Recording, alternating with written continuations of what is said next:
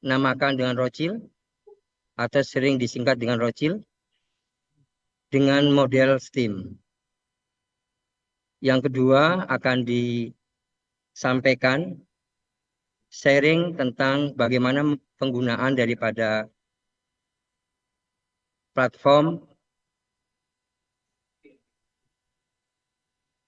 untuk aplikasi Vermio yang merupakan salah satu produk di kelompok riset STEAM dan pendidikan tinggi. Barangkali ini akan bisa membantu teman-teman periset di dalam melaksanakan kerja-kerja risetnya. Bapak-bapak dan Ibu, pada awal acara ini kami sampaikan susunan acara. Pertama adalah pembukaan, yang kedua sambutan dari Kepala Pusat Riset Pendidikan, dan sekaligus membuka secara resmi. Selanjutnya penyampaian materi dan dilanjutkan dengan tanya jawab atau diskusi dan penutupan. Acara diskusi ini akan kita laksanakan selama kurang lebih 2 jam sampai dengan 11.30. Baik Bapak-bapak dan Ibu, kami sampaikan pada pembukaan ini bahwa untuk topik yang pertama tentang model pembelajaran inovatif tentang Rocil dengan pendekatan STEAM merupakan topik yang cukup menarik kita perbincangkan, kita diskusikan, mengingat model pembelajaran inovatif ini tentunya akan berpengaruh terhadap keterserapan daripada materi ajar yang disampaikan oleh guru kepada siswa. Di samping itu, model pembelajaran integratif ini tentunya selalu berkembang. Seperti yang kita ketahui sebelumnya, tentunya kita mengenal dengan model pembelajaran yang konvensional yang terpusat pada guru. Jadi yang pada akhirnya berdasarkan perkembangan daripada ilmu pengetahuan dan teknologi dan kebutuhan daripada siswa, maka model pembelajaran yang konvensional yang berpusat pada guru, yang lebih menekankan kepada metode ceramah, metode tanya jawab dan penugasan, ini akan bergeser kepada model pembelajaran yang berbasis pada project misalnya. Jadi project based learning. Kemudian juga kita pernah kita kenal ada model pembelajaran yang berbasis kepada problem atau problem based learning. Kemudian kita juga mengenal adanya discovery based learning, ada inquiry based learning, dan juga kita kenal adanya gamification atau pembelajaran dengan berbasis permainan. Kemudian kita bergulir terus, kemudian kita kenal dengan adanya pendekatan STEAM. Kemudian secara khusus pada hari ini akan kita membicarakan, mendiskusikan tentang model pembelajaran integratif Rocil yang dengan pendekatan STEAM. Model pembelajaran ini saya kira cukup menarik karena model pembelajaran Rocil ini akan menggabungkan beberapa kegiatan seperti aktivitas riset, kemudian mendorong anak-anak untuk bisa berkolaborasi, untuk bisa bekerja sama, dan juga kita akan melakukan pembelajaran inquiry untuk menemukan berbagai jawaban atas permasalahan melalui kegiatan-kegiatan eksplorasi maupun kegiatan-kegiatan eksperimen. Kemudian kita kaitkan juga dengan pembelajaran yang berbasis STEM. Metode pembelajaran inovasi ini menurut hemat kami itu akan mendorong kepada siswa untuk bisa berpikir secara aktif, bisa berpikir secara kreatif dan analitik, dan juga mendorong anak-anak untuk bisa berkolaborasi dengan timnya dan sekaligus bisa menghubungkan antara bidang-bidang ilmu yang dia pelajari dengan kenyataan yang ada di lapangan. Jadi sebetulnya metode pembelajaran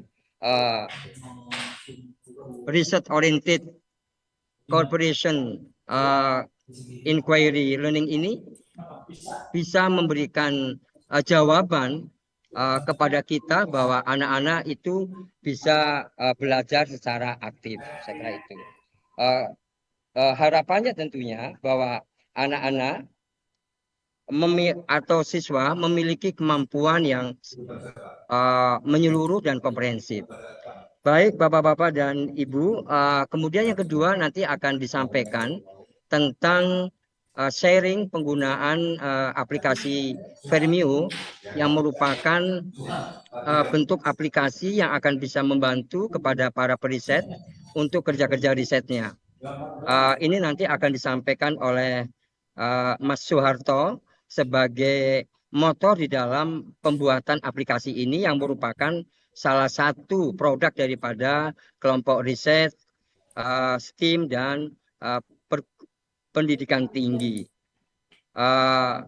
Meskipun barangkali bahwa di dalam aplikasi ini masih terus kita sempurnakan untuk sementara ini baru ada 3 menu, yaitu tentang interview AI, kemudian paraphrasing tool, dan juga mengenai kualitatif coding. Nanti akan dikembangkan lebih lanjut tentang analisis datanya. Baik Bapak-Bapak dan Ibu, untuk itu kami mohon perkenan Ibu Kapus untuk bisa memberikan sambutan pengantar dan sekaligus membuka secara resmi. Kami persilakan Ibu Kapus.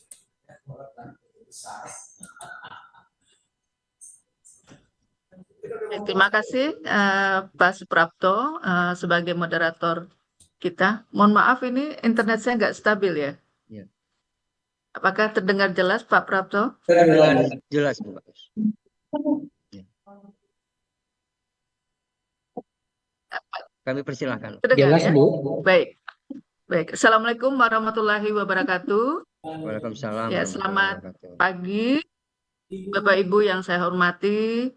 Terima kasih Pak Prapto sebagai moderator kita, juga kepada kelompok riset ini baru ya, terbentuk di Pusat Riset Pendidikan, adalah kelompok riset STEAM HI ya, STEAM Science Technology, Engineering, Art and Math, kemudian Higher Education. Jadi fokusnya adalah untuk pengembangan di pendidikan tinggi. Juga kepada teman kita ini postdoktoral ya, Mbak Adila Afika, yang nanti menjadi narasumber untuk diskusi kita, juga Mas Soeharto, Dr. Soeharto, yang nanti akan menyampaikan di sesi kedua. Kepada Bapak Ibu yang sudah hadir secara online pada hari ini, ada 2 hal sebenarnya yang menjadi perhatian kita semua. Bagaimana pertama adalah bagaimana kita bisa mendorong kemajuan di pendidikan tinggi kita di Indonesia. Yang kedua, kita membangun pendekatan yang lebih inquiry tadi, proses ya, untuk mendorong inovasi berbasis STEAM ya, di mana ada art di situ. Yang pertama mengenai pendidikan tinggi, selama ini kita mungkin banyak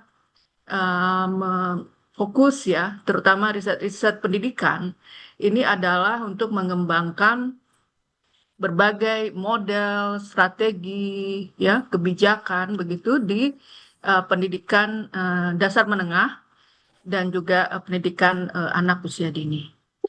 Kita masih sedikit sekali ya yang mencoba mendiskusikan, memahami lebih jauh bagaimana pendidikan tinggi perlu mendapatkan perhatian begitu ya di dalam memajukan tentunya kualitas pendidikan di pendidikan tinggi. Kalau saya sempat berdiskusi ya, dulu saya di bidang sains teknologi, itu selalu kita memperhatikan bagaimana kemajuan pendidikan tinggi kita. Di mana fokusnya salah satunya adalah mendukung pengembangan ilmu pengetahuan, teknologi, inovasi, dan seterusnya begitu ya. Di mana pendidikan tinggi itu adalah salah satu aktor penting di dalam sistem pendidikan, sistem inovasi kita. Nah, untuk menjadikan pendidikan tinggi ini menjadi aktor ya, betul-betul aktor yang punya peran di dalam mengembangkan sistem inovasi nasional tersebut, maka kita perlu melihat kembali bagaimana sebenarnya kita membangun kualitas pendidikan tinggi kita. Nah, mungkin kita banyak melihat ya karena di sana ada profesor-profesor di pendidikan tinggi. Tentunya proses pengajaran dan seterusnya itu sudah menjadi sebuah apa namanya sebuah praktek praktek terbaik ya yang dihadapi oleh masing-masing apakah dari dosen atau mungkin tenaga pendidik lainnya. Tapi pernahkah kita berpikir bahwa ada suatu apa namanya upaya yang sifatnya memang menguatkan kemampuan pedagogik dari pendidikan tinggi sendiri. Karena kita tahu bahwa saat ini perkembangan begitu pesat ya dengan kemajuan teknologi dan berbagai banyak interaksi dengan juga dengan pihak luar begitu ya. Sehingga sebagai dosen, saya juga pernah menjadi dosen ya, itu perlu terus mengupgrade, meleverage begitu ya kemampuan di dalam pedagogik itu. Nah, salah satu yang menjadi perhatian kita kalau bagaimana membangun growth mindset dan seterusnya itu kan juga tidak hanya milik pendidikan dasar dan menengah begitu ya, tetapi seharusnya juga ini menjadi apa upaya bersama kita di pendidikan tinggi seperti itu.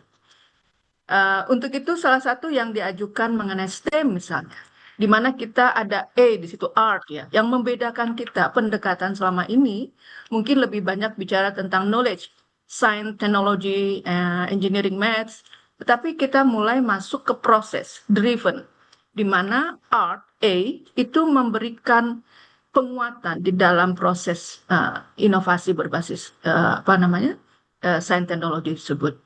Dan untuk itu, maka ini relevan kami di bawah organisasi riset sosial humaniora, pendekatan STEAM itu akan menjadi relevan untuk kita kembangkan.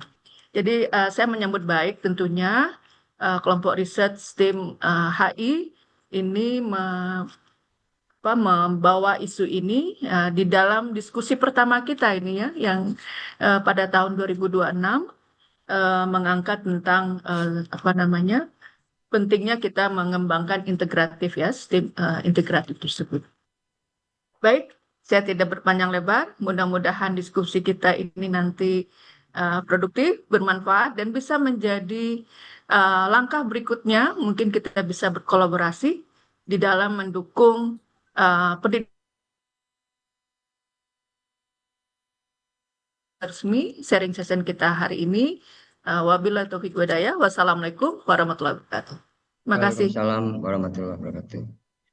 Baik, terima kasih Bu Kapus yang sudah membuka secara resmi acara diskusi ini, dan tentunya kami tidak menyimpulkan kembali apa yang sudah disampaikan. Yang penting clue-nya adalah bagaimana kita bisa mendukung terhadap pengembangan ilmu pengetahuan, teknologi, dan juga inovasi di perguruan tinggi. Tidak panjang kalam juga bahwa kami persilahkan kepada narasumber Ibu Dr. Adila Afika untuk menyampaikan bahan materinya yang terkait dengan model pembelajaran inovatif, research oriented cooperation inquiry learning, model STEAM. Kami persilahkan.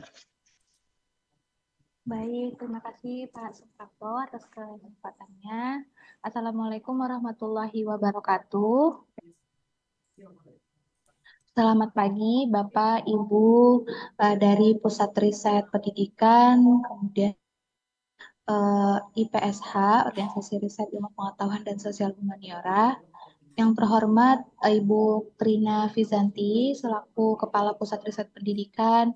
Yang terhormat Bapak, Ibu eh, peneliti dan perekayasa di Pusat Riset Pendidikan, dan Bapak Ibu dari rekan-rekan perguruan tinggi ataupun teman-teman yang datang pada kegiatan Zoom kali ini. Semoga kegiatan kita berjalan dengan lancar dan bisa mendapatkan penambahan ilmu pengetahuan. Saya Adila Afika, izin share screen terkait kegiatan sharing session kita pada hari ini yang berjudul Model Pembelajaran Riset Oriented Cooperative Inquiry Learning berpendekatan STEM atau ROSIL STEM.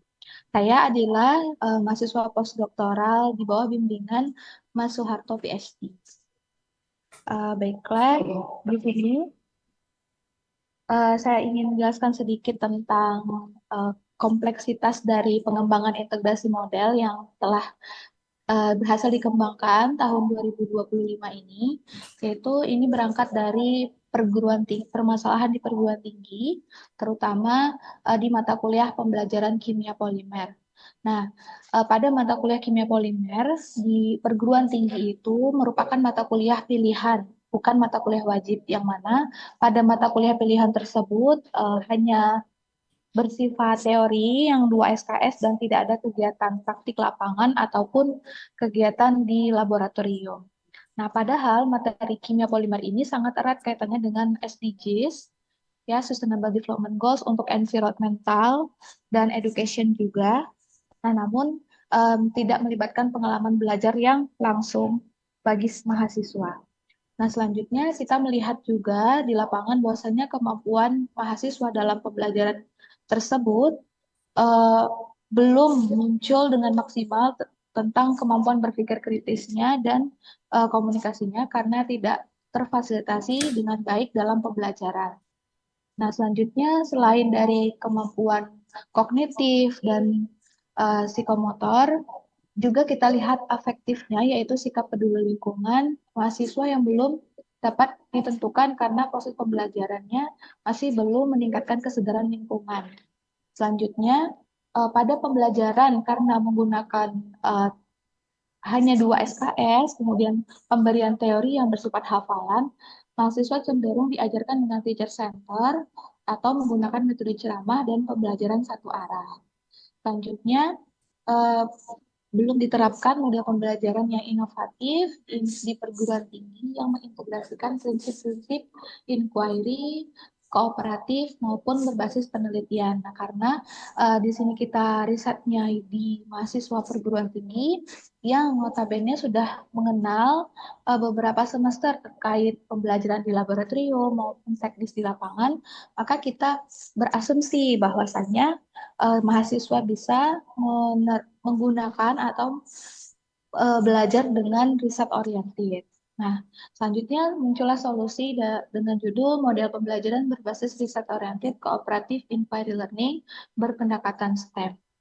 Nah, dari integrasi ketiga model pembelajaran sebelumnya, kita memiliki sintak baru atau langkah-langkah pembelajaran yang baru yang terdiri dari 7. Yang pertama ada orientation, initiation, plan and design, experimenting, discussion, elaborate, dan evaluating. Yang mana di setiap tahapan atau langkahnya pada tahap orientasi itu dapat meningkatkan aspek kemampuan berpikir kritis, salah satunya adalah analitis dan signifikansi. Analitis ini di aspek kemampuan berpikir kritis itu dapat memberikan argumen, mendefinisikan istilah, dan menguji hipotesis. Sedangkan untuk aspek signifikansi mahasiswa dapat menyesuaikan pengaruh konteks dan argumen yang didapatkan dan mengikuti isu-isu yang berkembang dalam penerapan konteks. Jadi pada setiap langkah yang kita bentuk dari sintak yang baru ini, harus ada yang meningkatkan setiap aspek dari baik kemampuan berpikir kritis, keterampilan komunikasi, dan aspek sikap peduli lingkungan. Yang mana hasilnya nanti diharapkan ketiga aspek tersebut dapat meningkat setelah pembelajaran dilakukan. Selanjutnya, ini adalah tabel singkat integrasi dari setiap model yang ada sebelumnya sebelum model Russell Stamp berhasil dibentuk. Nah, jadi pada tahapan model orientation ini, inquiry into retention ada 6 tahapan, kemudian pada tahapan model riset oriented ada 5, dan tahapan kooperatif ada 6, sehingga kita integrasikan dan menjadi langkah yang baru, yaitu orientation, initiation and design, experimenting, evaluating. Selanjutnya, dari penggabungan tersebut harus ada teori yang mendasari apakah keempat teori ini bisa bergabung. Nah, di sini kita menggunakan teori filsafat progresivisme, teori rekonstruktivisme, kemudian ada teori riset oriented dari Yutagogi, Haskenyon, kemudian ada teori cooperative learning dari Dewey dan Vygotsky, kemudian ada teori inquiry learning dari Brunner dan Piaget, serta teori STEM dari teori situation cognition.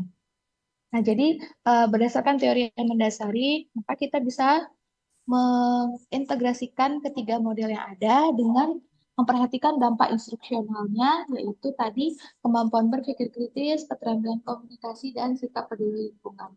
Serta dalam perancangan model hipotetik ini, kita memerlukan sistem pendukung seperti buku model, perangkat pembelajaran yang terdiri dari petunjuk, RKS atau rencana pembelajaran semester, dan lembar kerja mahasiswa atau LKM, serta memperhatikan sistem pengelolaan sosial maupun prinsip reaksi dari mahasiswa dan dosen. Selanjutnya, untuk penjelasan lebih lanjut tentang setiap tahapan dari Russell Stamp, di sini kita memperhatikan tentang kooperatif atau kolaborasi. Mahasiswa tidak belajar sendiri, mereka bekerja sama dan saling bergantung secara positif. Kemudian mereka melakukan eksplorasi yang menguji hipotesis, mencari data, dan memecahkan masalah terhadap lingkungan di sekitar mereka. Kemudian kita mengintegrasikan dengan STEM, yang mana menghubungkan kimia polimer itu dengan teknologi, teknik, dan matematika dalam satu konteks yang nyata. Nah, dalam polimer chemistry ini, terkait pada sains, yaitu tentang memahami bagaimana unsur-unsur kimianya, kemudian terhadap teknologi and engineering-nya, bagaimana mendesain pemecahan masalah terhadap permasalahan lingkungan, dan math-nya yaitu menganalisis hasil dari eksperimen yang telah dikembangkan. Selanjutnya langkah yang pertama yaitu adalah orientation. Pada tahap ini dosen menyajikan masalah lingkungan nyata kepada mahasiswa dengan tujuan untuk membangun konteks secara global dan motivasi siswa dari solusi dari permasalahan. Kemudian tahap kedua ada inisiasi. Mahasiswa merumuskan masalah dan menyusun hipotesis dari apa yang telah mereka dapatkan pada tahap orientasi, dan mereka yang menentukan apakah solusi dari permasalahan yang ada. Selanjutnya, di sini contoh lembar kerja mahasiswa yang diberikan kepada mahasiswa. Mahasiswa telah dihadapkan pada suatu masalah, kemudian mereka mensintesis permasalahan itu. Selanjutnya, mereka memberikan ide atau solusi dari masalah yang telah mereka temukan tadi. Selanjutnya masuk pada step ketiga, yaitu plan and design atau merencanakan dan mendesain. Di sini mahasiswa dimasukkan ke dalam kelompok-kelompok kecil dari 3 sampai 4. Kemudian mereka menyusun prosedur penyelidikan atau proyek STEM dari rumusan masalah yang mereka telah dapatkan pada tahap inisiasi tadi, dan mereka fokus melibatkan aspek engineering dan matematik dengan perhitungan yang betul. Selanjutnya, mereka merancang sendiri. Di sini ada alat dan bahannya yang kira-kira menurut mahasiswa semester 6 atau semester 7 itu bisa dilakukan dan ramah lingkungan. Selanjutnya, mereka membuat prosedur kerja sendiri, yang mana nanti desain yang mereka buat ini di lembar kerja akan di-ACC terlebih dahulu oleh dosen dan asisten dosen apakah bisa digunakan di laboratorium ataupun di lapangan. Selanjutnya pada tahap keempat baru mereka melakukan action atau experimenting di laboratorium untuk mengumpulkan data, menguji variabel, dan mengamati reaksi-reaksi yang terjadi. Nah, di sini terdapat proses sains, teknologi, dan matematiknya. Selanjutnya, di sini ada beberapa contoh kegiatan praktikum yang mereka lakukan dan hasil dari kegiatan risetnya. Selanjutnya, tahapan kelima yaitu discussion. Di sini mahasiswa menganalisis data hasil eksperimen bersama teman-temannya, yang mana mereka melihat apakah hipotesis yang mereka lakukan pada tahap inisiasi tersebut berhasil dan menjawab apa penyebab hasil yang mereka dapatkan tadi. Misalnya jika tidak berhasil, mereka harus mensintesis mengapa, dan jika berhasil juga ada sintesisnya.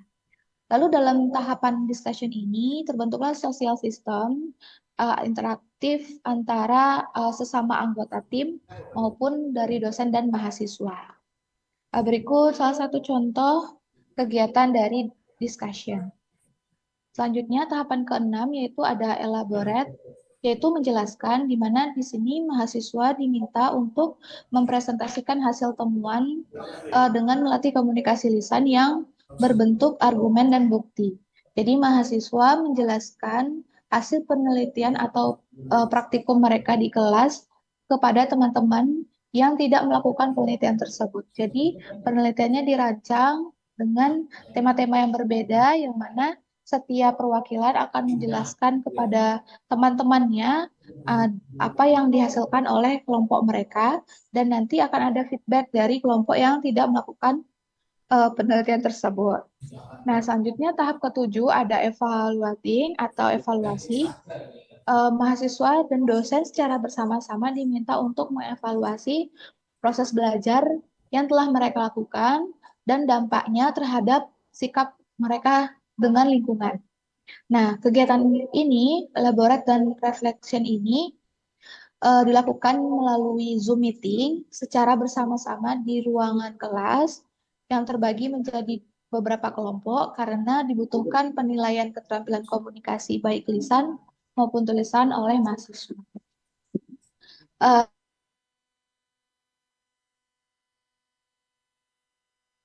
Penguatan sebelumnya yaitu melakukan penelitian terkait bagaimana kemampuan berpikir tingkat tinggi mahasiswa dan komunikasi mahasiswa, yang mana dilakukan penelitian systematic review dan melihat penelitian tentang inovatif pelajaran inovatif yang dapat meningkatkan kemampuan berpikir kritis dan komunikasi.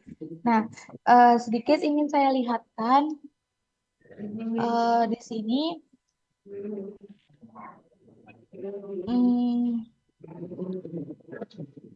Hasilnya saat saya ingin melakukan penelitian tentang inovatif learning yang dapat meningkatkan kemampuan berpikir kritis dan komunikasi ini, diperoleh hasil bahwasannya inovatif learning yang dapat meningkatkan itu adalah salah satunya adalah problem based learning.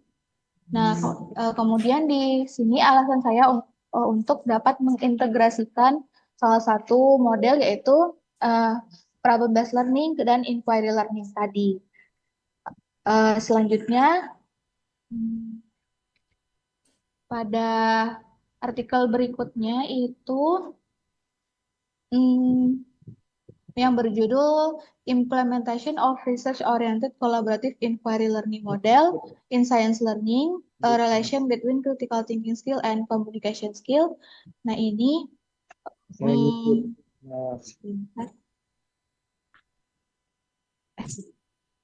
nggak kelihatan ya.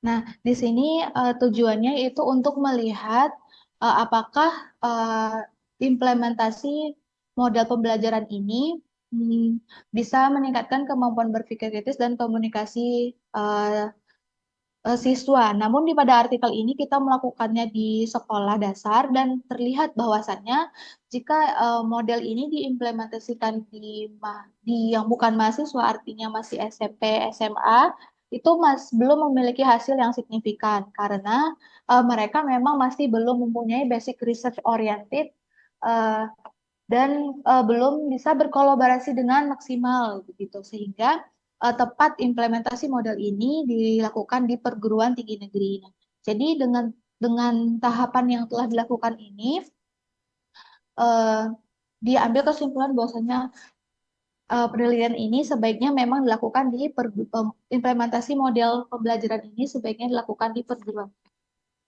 Nah, selanjutnya ada penelitian yang berjudul Assessment of Oral Communication Skill of Chemistry Department Student in Polymer Chemistry at Online Learning, yang mana di saat ini pada tahap analisis pendahuluan sebelum pengembangan model, kita melihat bagaimana kemampuan komunikasi mahasiswa eh, yang belajar dengan mata kuliah kimia polimer. Nah, di sini yang hasilnya itu bahwasanya dibandingkan bagaimana terhadap gender dan terhadap program studi. Nah, di sini program studinya terdiri dari program studi kimia murni itu sendiri ataupun mahasiswa program studi pendidikan kimia. Nah, didapatkan hasilnya bahwasanya perbedaannya belum signifikan. Nah, sehingga dibutuhkan model pembelajaran yang dapat meningkatkan kemampuan komunikasi, terutama komunikasi lisan mahasiswa. Hmm, Selanjutnya, ada beberapa judul artikel lagi yang mana di sini bertujuan untuk menguatkan setiap variabel dari penelitian yang dilakukan, seperti penelitian yang berjudul Perception of Junior High School Student on Their Communication Skill.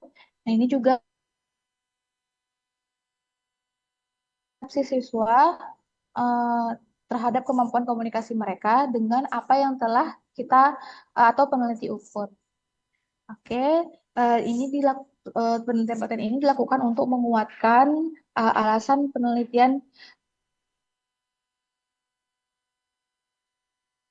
Selanjutnya, untuk bahan ajar dari materi kimia polimernya juga kita membuat buku referensi yang berjudul Nanopartikel Perak hasil preparasi menggunakan ekstrak daun beringin dan aplikasinya pada liter yang merupakan salah satu bahan ajar di mata kuliah kimia polimer. Nah, sekian penjelasan terkait sharing session model pembelajaran riset oriented cooperative inquiry learning ini. Terima kasih atas kesempatan Bapak dan Ibu, rekan-rekan peneliti dan perekayasa di pusat-pusat pendidikan. Saya kembalikan ke Pak Suprapto. Terima kasih Bapak. Baik, Mbak Adila yang sudah menyampaikan materinya. Tadi sudah disampaikan secara lengkap oleh Ibu narasumber, tetapi intinya bahwa apa yang disampaikan bahwa model pembelajaran Rothschild ini merupakan pendekatan pembelajaran yang menggabungkan 4 unsur. Pertama tentang riset oriented, pembelajaran yang didasarkan kepada aktivitas penelitian, artinya mahasiswa dalam hal ini dilibatkan dari mulai perumusan masalah, pengumpulan data, analisis, dan pembuktian daripada hipotesis. Yang kedua, dikaitkan dengan cooperation atau kooperatif, bahwa pembelajaran atau perkuliahan itu menekankan kepada kerjasama. Jadi artinya mendorong para mahasiswa untuk berkolaborasi, mengingat model pembelajaran ini tentunya model pembelajaran yang harus mampu mengintegrasikan 5 bidang ilmu yang kaitannya dengan STEM. Ada pengetahuan, ada teknologi, ada engineering, ada matematika. Kemudian juga model pembelajaran Rothschild ini juga mendorong untuk melakukan inquiry learning atau pembelajaran inquiry yang menemukan konsep melalui eksplorasi atau eksperimen. Dan juga dikemas dalam bentuk STEAM yang merupakan integrasi dari sains, teknologi, engineering, art, dan matematika, bahwa mahasiswa tidak lagi berpikir secara parsial, secara terpisah-pisah, melainkan mahasiswa didorong untuk bisa mengintegrasikan 5 bidang ilmu sehingga mahasiswa memiliki kemampuan pemahaman yang utuh dan komprehensif. Baik, Bapak-Bapak dan Ibu, saya kira kita langsung saja buka tanya jawab, baru nanti setelah dirasa cukup, baru kita lanjutkan dengan sharing penggunaan daripada aplikasi Vermio. Kami persilakan Bapak dan Ibu untuk bertanya terhadap materi yang sudah disampaikan. Boleh saya Silakan. pertama yang tanya, Pak? Oh, Prof. Is, silakan, Prof. Is, silakan. Makasih Mbak, siapa Mbak Dila? Mbak Adila, ya? Mbak Adila. Mbak Dila. Cuman membahasnya tentang untuk perguruan tinggi. Sebenarnya beberapa tahun yang lalu, mungkin sekitar 7 tahun, 8 tahun yang lalu, saya pernah mengembangkan ini di sekolah menengah, pendidikan menengah. Dalam konsep saya itu ada berpikir tentang PBL gitu ya, problem based learning, melalui pendekatan STEM gitu ya, STEM. Tapi belum ada A-nya waktu itu, masih STEM gitu ya. Tapi dalam pikiran saya gitu ya, dalam suatu mata pelajaran ekonomi, misalnya ekonomi gitu ya, seorang guru itu secara kreatif bisa membuat memilah-milah dalam beberapa bentuk pembelajaran tentang perbankan, tentang perkoperasian, tentang pasar tradisional, pasar macam-macam. Kemudian guru itu bisa menjadi fasilitator. Ini studi pengembangan saya di tingkat SMA ya Mbak, bukan di perguruan tinggi, tapi saya pikir hampir sama lah gitu ya. Sehingga guru itu bisa menentukan fokus studi. Misalnya, ayo kita bagi ini dalam 6 kelompok atau 7 kelompok.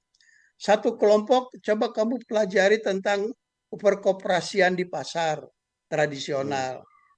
Satu lagi kamu coba pelajari tentang bagaimana perpajakan di daerah. Kamu satu lagi pelajari kelompok satu ini untuk mempelajari tentang keuntungan misalnya ya, penjualan tukang daging di pasar tradisional gitu ya. Dan banyak lagi kalau dia bisa memberikan suatu tema-tema sesuai dengan mata pelajaran yang dia ampu gitu ya. Gitu. Sehingga guru dengan kepala sekolah itu bisa menjadi fasilitator, entah memfasilitasi bagaimana dia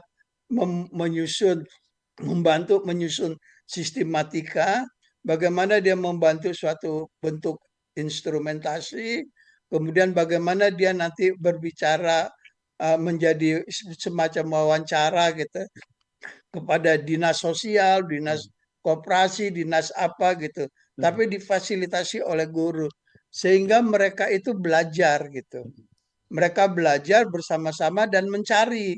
Kalau mereka aktif mencari, mereka akan sama-sama berdiskusi gitu, berkolaborasi, berdiskusi di dalam kelompok itu. Nah, suatu saat kalau dengan pembimbingan, kemudian suatu saat terakhir mereka bisa mempresentasikan masing-masing, termasuk dengan masalah-masalahnya. Nah, saya menuangkan itu dalam satu buku, nanti saya berikan bukunya ya Pak. Kira-kira 7 tahun, 8 tahun yang lalu, saya lupa. Saya ingat. Gitu. Nanti saya berikan Bu. Persoalan di kita itu adalah persoalan kritisisme dan kreativitas itu. Bukan kolaborasi. Kolaborasi sudah sering. Mereka kalau liburan tuh ngomongnya bukan ilmu. Ayo kemana nih kita mau hura-hura gitu. Beda dengan orang Cina. Orang Cina saya lihat mahasiswa saya di Cina itu, orang Cina, kalau dia bergaul, mereka nanya, "Oe, lu punya barang apa? Oe punya ini, punya ini." Sehingga kalau kita butuh barang, mereka punya gitu, punya teman gitu, punya ini. Nah, mahasiswa kita, siswa kita itu lebih banyak hura-hura gitu. Jadi tingkat kreativitas, bahkan gurunya sendiri kalau kita lihat kreativitas guru kita tuh rendah sekali gitu. Kalau kita bicara dari pusat, dari Jakarta, saya dari kementerian, dari Jakarta, dari seorang menteri sampai seorang guru di atas gunung, selalu yang jadi contoh itu air. Padahal air itu, penjulingan air itu yang punya itu pendidikan universal di arah Parung itu ada sekolah alternatif, ya homeschooling yang sifatnya pendidikan universal. Mereka punya satu lab, mulai dari penyulingnya, dari macam-macam sampai ke outboundnya, sampai ke pemimpinannya macam-macam. Bagaimana kita mau diajarkan SD Impres kita mau diajarkan seperti itu? Karena menurut hemat saya yang yang namanya pendekatan STEM itu hampir sama dengan apa ya namanya? Dengan tematik gitu loh. Ada tema-tema tertentu, ada tema sains, ada tema matematika, ada tema engineering, pemberdayaannya, ada tema apa lagi M-nya itu matematik Matematika. gitu. Mereka diajarkan satu-satu masing-masing bagaimana di sekolah-sekolah kita gitu. Nah, tapi itu saya pikir masih bisa kalau kita bicara soal, apalagi kalau mempelajari siswa itu dengan riset gitu ya. Nah, kita bisa mencoba setiap fokus mata pelajaran pasti bisa dipilah-pilah berdasarkan topik-topik asal mereka mau. Tapi kreativitas guru itu, bahkan saya pikir dosen nggak ada. Mahasiswa itu, kita kan pernah jadi mahasiswa, ikut dosen itu kalau ikut proyek, bukan ikut mencari, memperdalam pembelajaran itu loh. Baik, Prof. Intinya apa, Prof? Menurut saya yang penting itu adalah bagaimana kita bisa menciptakan semacam satu model pola kerja yang bisa memunculkan sikap-sikap kritis dan sikap-sikap kreativitas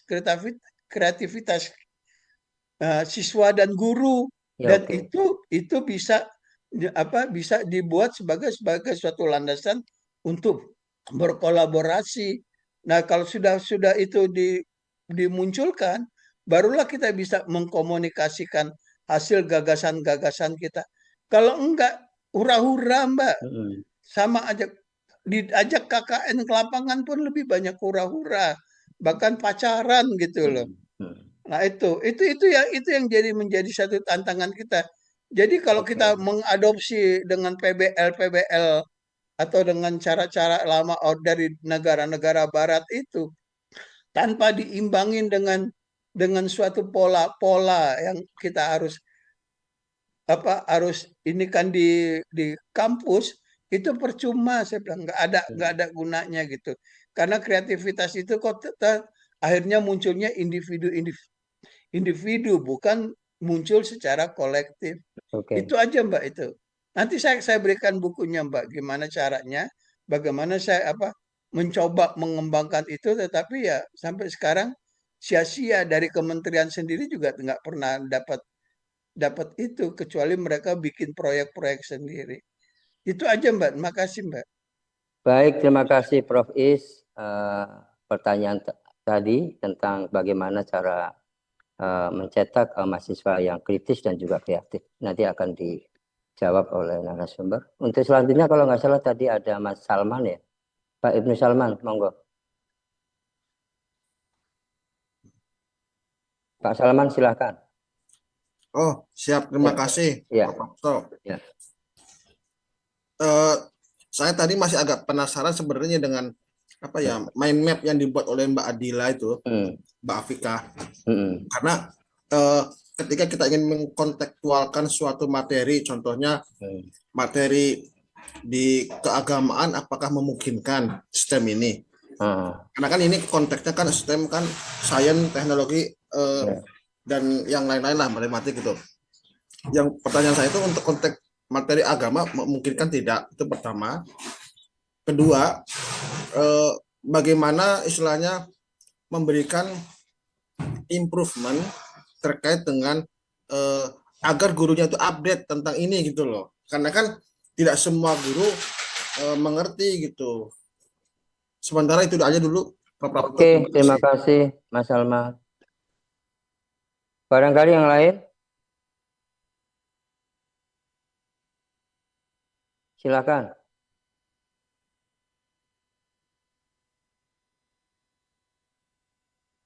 Mas Janu barangkali ini, monggo.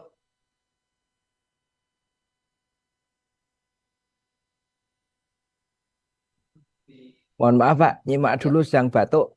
Oh, lagi batuk. Oke, Mas Janu. Oke. Barangkali yang lain? Oh. Baik, kalau memang belum ada, saya kira kami persilahkan untuk.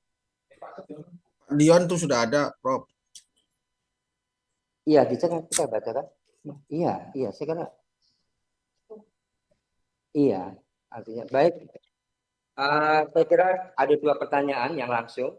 Pertama dari Prof. Iskandar tentang bagaimana cara mencetak mahasiswa yang memiliki daya kritis dan kreatif yang baik. Yang kedua dari Mas Salman tentang apakah model pembelajaran STEM ini bisa diaplikasikan di dalam agama. Kemudian juga bagaimana cara memberikan improvement bagi guru sehingga harus selalu mengupdate. Kemudian nanti menyusul pertanyaan-pertanyaan yang ada di dalam pesan ini. Kami mohon bisa dijawab untuk dua orang ini dulu, saya kira. Ya. Baik, Bapak Suprapto, terima kasih atas kesempatannya. Saya izin menjawab pertanyaan dan sharing tadi oleh Pak Iskandar terkait pengalaman di mengajar siswa SD, SMP, SMA. Baik, Bapak, di dalam riset yang kita kembangkan di sini, ini kita fokus kepada perguruan tinggi saat itu. Jadi di sini konteksnya saya hanya bisa menjawab di implementasi pengembangan model ini terlebih dahulu, yaitu terutama di perguruan tinggi. Nah, untuk pengembangan di perguruan tinggi itu sendiri, kemarin kita pilih topik riset oriented berbasis riset, dikarenakan kita sudah melihat uji awal di lapangan bagaimana kemampuan awal mahasiswa ya, mahasiswanya juga berada, yang kita pilih adalah mahasiswa yang berada di tahun ketiga, bukan di tahun pertama ataupun tahun kedua. Nah, mahasiswa yang dipilih yaitu mahasiswa tahun ketiga dan keempat karena mereka sudah memiliki pengetahuan yang lebih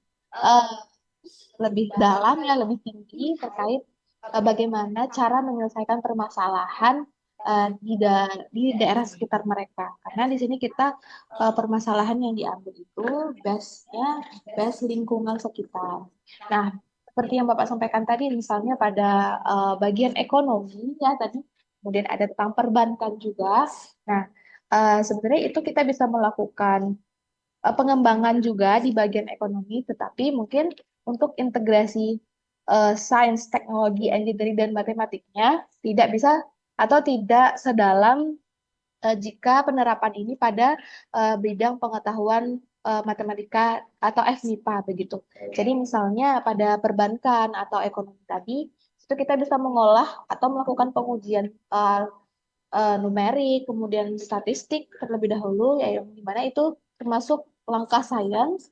Kemudian pada saat pemecahan masalahnya jika menggunakan teknologi misalnya berupa pengujian kalkulasi data menggunakan AI, nah itu kita sudah bisa kategorikan sebagai penggunaan teknologi di ekonominya. Nah, begitu seterusnya. Jadi untuk penerapan di mungkin juga bisa menjawab pertanyaan dari Pak Sandi sendiri. Untuk yang di lain sains ya seperti agama, kemudian tadi ekonomi.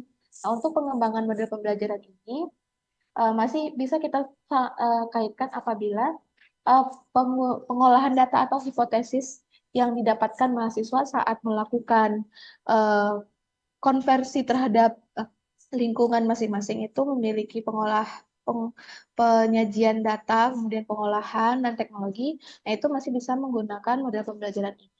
Nah, namun jika misalnya di dalam studi kasus atau pemecahan masalah terkait penelitian yang dilakukan itu, terutama di ekonomi tadi ataupun di agama tadi, masih belum eh, merujuk kepada pemecahan masalah dan hanya berbasis teoritik lapangan, nah, maka itu belum bisa terintegrasi, Mas. Maka hanya masih menggunakan model pembelajaran riset oriented cooperative inquiry learning, tapi belum berorientasi kepada STEM. Nah, itu mungkin jawaban dari saya terkait pertanyaan apakah di ekonomi ataupun di agama model ini bisa dikembangkan. Selanjutnya terkait bagaimana cara kita mengimprove pengetahuan dari guru terkait model-model pembelajaran yang ada. Nah, sebenarnya ini salah satu bentuk diseminasi produk, ya, diseminasi produk yang dilakukan pada penelitian ini. Kita telah bekerja sama dengan beberapa sekolah, beberapa perguruan tinggi terutama, seperti perguruan tinggi yang melakukan penelitian, seperti Universitas Negeri Semarang, Universitas 11 Maret, Universitas Surabaya, Universitas Negeri Yogyakarta. Nah, itu kita sudah mempunyai sertifikat atau semacam MOU pada mata kuliah kimia polimer itu. Jadi itu karena dilakukan di perguruan tinggi dengan mata kuliah kimia polimer, maka baru diterapkan di sana. Namun karena di saat ini buku model dan buku panduan model juga sudah ada. Nah, bisa nanti dilakukan sosialisasi ke beberapa perguruan tinggi lainnya, misalnya yang masih memiliki mata kuliah kimia polimer, seperti Universitas Negeri Jakarta yang belum melakukan, Universitas Negeri Padang misalnya, dan asosiasi dosen-dosen kimia polimer. Nah, mungkin salah satu cara dari kita yaitu untuk menyebar luaskan apa hasil riset yang telah kita lakukan selain dari publikasi artikel. Mungkin itu saja Pak yang bisa saya jawab. Saya kembalikan lagi ke Pak Suprapto. Terima kasih Pak.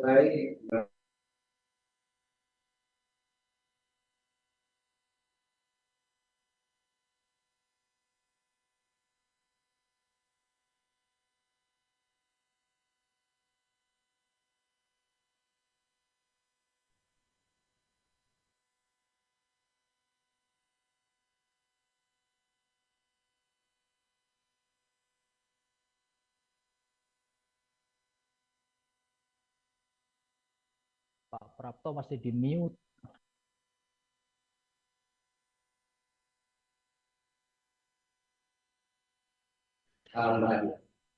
Baik Bapak, terima kasih Pak. Mungkin ada yang perlu disampaikan langsung kepada dari Pak Sudiono-nya. Silakan Pak Sudiono mungkin bisa bertanya secara langsung. Iya, baik. Terima kasih Pak Prapto. Ini kaitan dengan STEM ini menarik sekali. Sebenarnya kalau kita melihat STEM ini ada di situ ada sains, teknologi, kemudian ya ada matematik. Nah, ini kami dari kelompok riset dinamika inovasi pembelajaran ini melalui riset mandiri itu mengembangkan pranarupa atau sarana pembelajaran untuk terkait dengan timbangan taktil itu mengukur berat untuk siswa tunanetra. Nah, ini apakah ini juga terkait dengan STEM ya? Kalau misalnya untuk mahasiswa mahasiswa keguruan yang jurusan PLB itu mungkin bisa juga untuk membuat alat-alat itu sehingga nanti bisa bermanfaat. Nah, ini apakah tergolong dengan STEM? Mohon penjelasannya Ibu. Terima kasih. Enggak, Bapak, langsung saya jawab enggak, Pak. Iya. Jadi di sini kan pengembangan model sarana atau yang sudah disiapkan dari kelompok riset terkait pemecahan masalah untuk siswa tunanetra. Nah, sebenarnya ini juga sudah menggunakan pendekatan STEM, gitu, betul ya Pak? Karena sudah mengimplementasikan atau menjawab permasalahan yang ada dalam sekitar di lingkungan sekitar kita. Itu bagaimana supaya mahasiswa tunanetra masih bisa menggunakan belajar taktik konsep massal. Nah, namun mungkin untuk sesi eh, engineering, jika misalnya eh, yang dikembangkan belum berupa apa ya, pemecahan terkait teknologi atau apa, nah itu tapi tetap bisa berbasis karena dia tidak harus semuanya juga Pak, harus ada engineeringnya, harus ada teknologi, juga tidak seperti itu. Tapi kalau beririsan, nah itu bisa kita sampaikan bahwasanya ini sudah memperhatikan unsur-unsur atau pendekatan STEM. Itu, Pak.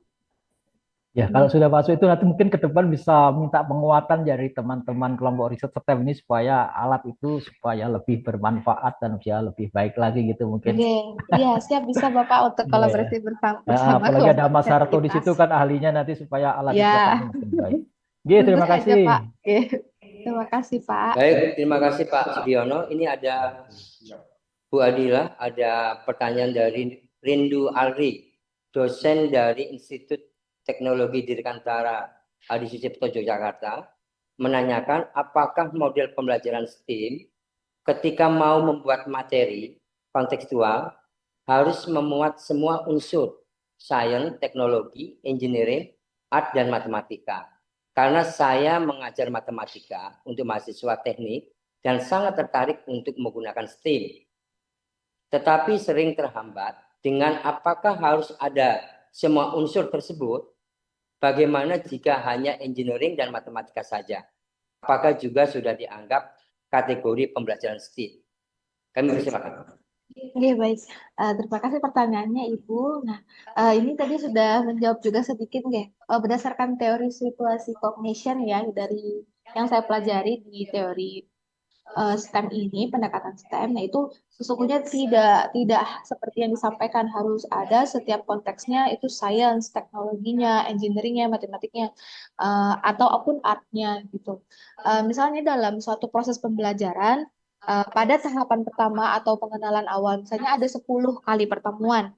Nah, saat 10 kali pertemuan itu tidak satu kali pertemuan harus lengkap STEM-nya, kemudian nanti seterusnya sampai ke 10 tahapan juga lengkap semua. Nah, itu tidak. Bisa misalnya pada seperti kalau di perkuliahan itu kita ada 16 kali pertemuan misalnya. Nah, pada tahap 16 kali pertemuan itu pada tahap inisiasi atau orientasi awal, kalau pada pengembangan model yang Russell STEM ini, nah itu kita baru munculkan sains dan artnya saja. Artinya bagaimana cara mahasiswa menemukan solusi dari permasalahan. Nah, kemudian pada pertemuan kedua, selanjutnya ataupun ketiga, mereka melakukan plan and design. Nah, akhirnya di sana mereka perlu menggunakan suatu teknologi, dan perhitungan matematika. Nah, berarti saat itu mereka menggunakan sains, teknologi, dan math-nya. Nah, begitu nanti pertemuan ke 5, 6, sampai seterusnya. Jadi, pada pendekatan yang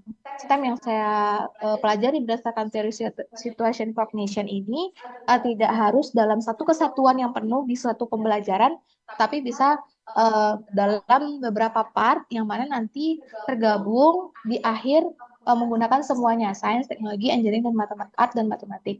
Nah, saya rasa juga sama dengan di sekolah dasar kan belajarnya berdasarkan subbab ya, atau SMP ataupun SMA, belajarnya subbab per materi. Nah, itu biasanya dilakukan 2-3 kali pertemuan oleh Bapak Ibu guru. Nah, tidak harus setiap pertemuan itu mengandung semua unsur dari teori itu sendiri. Mungkin kalau jawaban dari saya seperti itu, Ibu, semoga membantu. Baik, terima kasih Mbak Adila. Demikian Ibu Rindu apa yang sudah dijawab oleh narasumber. Ini ada satu lagi dari chat dari Almas Savana. Izin bertanya Bu Adila terkait output hasil kerja mahasiswa khususnya pada proses pembelajaran MIPA. Apakah pada output mahasiswa tersebut berupa hasil riset yang merupakan suatu temuan baru yang kedepannya dapat dilakukan riset secara kontinu dengan kebaruan yang terus berlanjut Jadi setiap kelas atau angkatan yang berbeda dan akan mendapatkan temuan-temuan baru. Atau apakah pada implementasinya akan disesuaikan dengan materi yang dipelajari dan cenderung dengan eksperimen berulang atau setiap angkatan.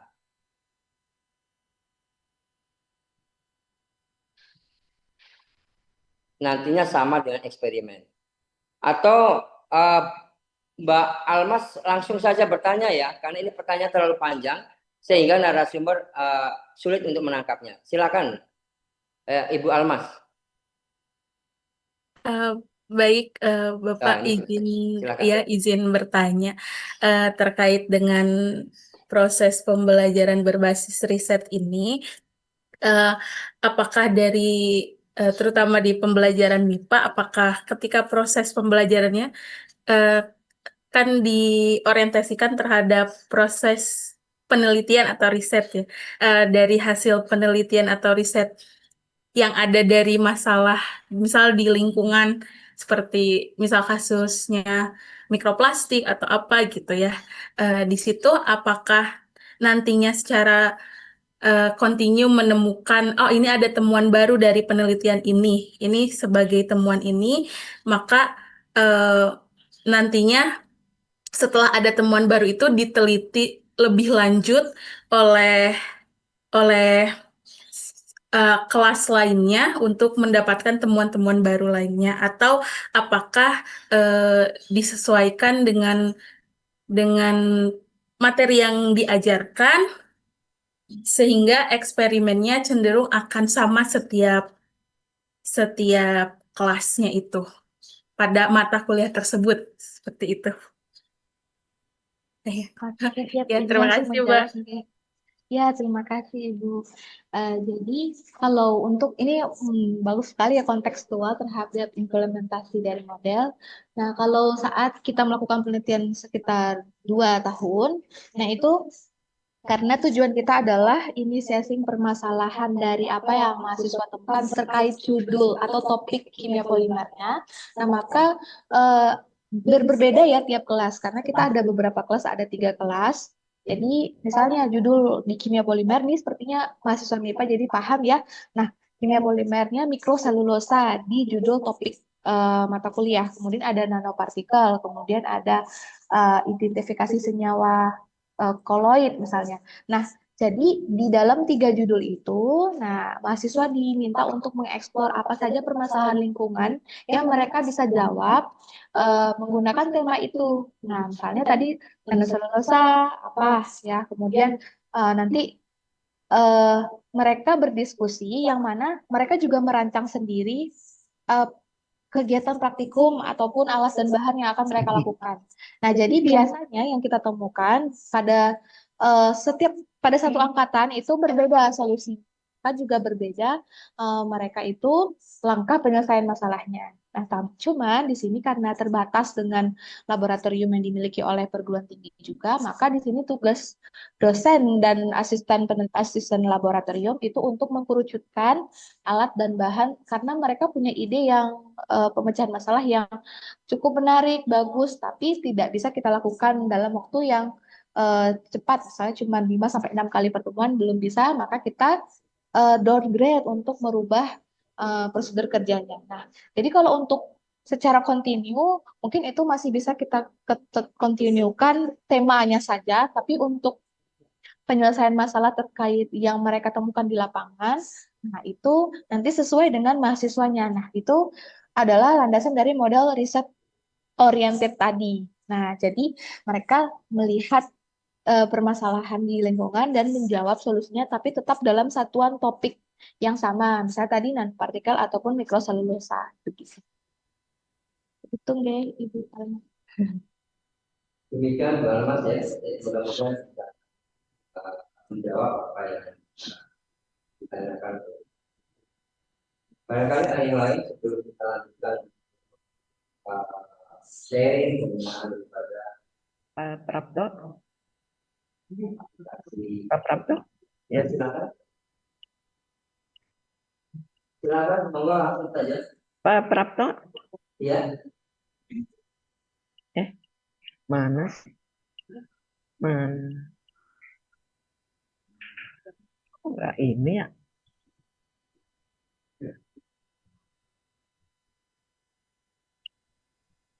Pak Prapto masih di mute. Oh ya. Siapa yang mau bertanya? Ya, Bu Yendri. saya ingin bertanya.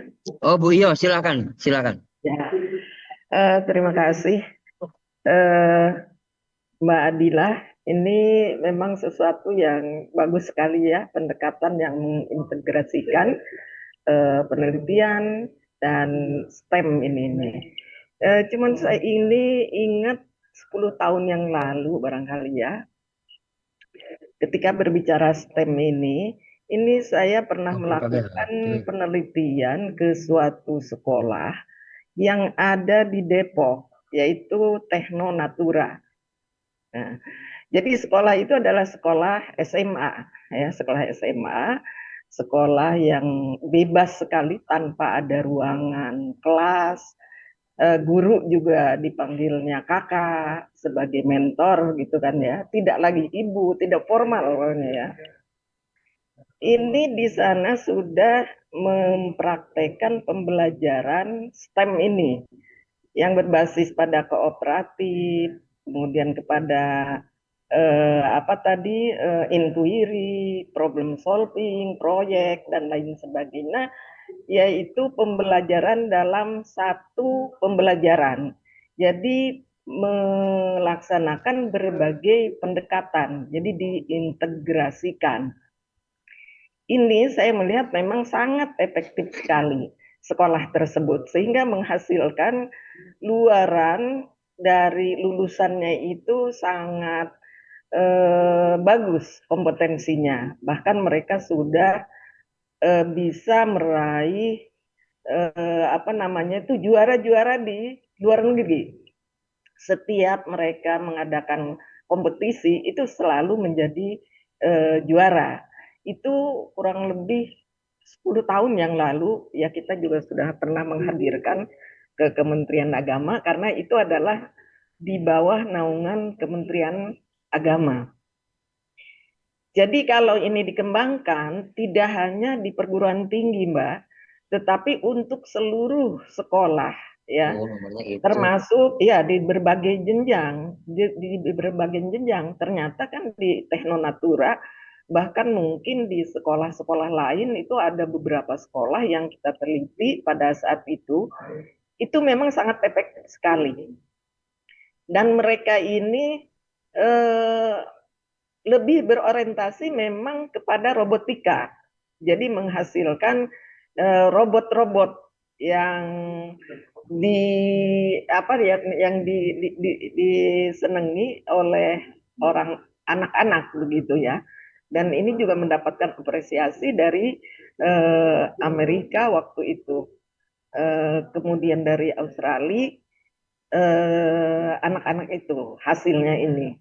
Jadi perlu dikembangkan ini, kalau sampai misalnya menjadi satu panduan lah, atau satu pedoman lah, atau satu petunjuk lah, buku saku dan lain sebagainya dirumuskan, sehingga akan bisa ini untuk dipraktekkan di sekolah-sekolah yang lainnya. Jadi tidak hanya pada sekolah-sekolah tertentu, tetapi di sekolah-sekolah lainnya. Khususnya barangkali paling tidak di perguruan tinggi dan di sekolah SLTA ini, Mbak.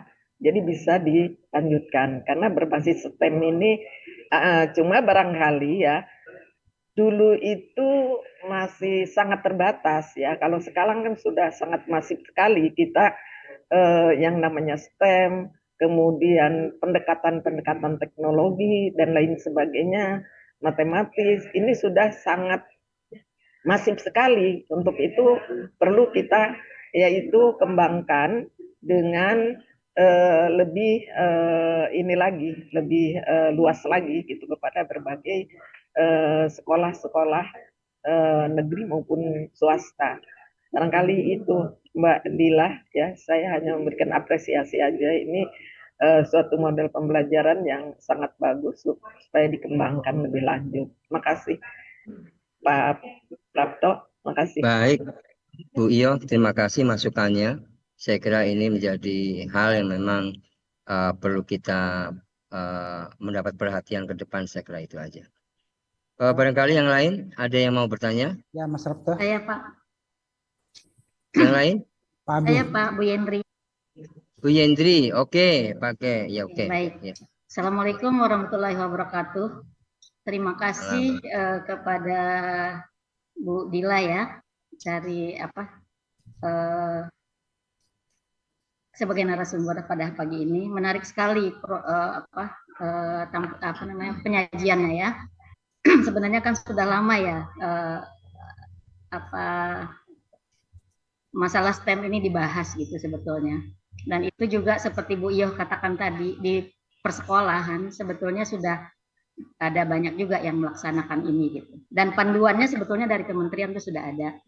Cuman memang belum diundangkan bahwa ini akan dipakai di sekolah secara masif gitu.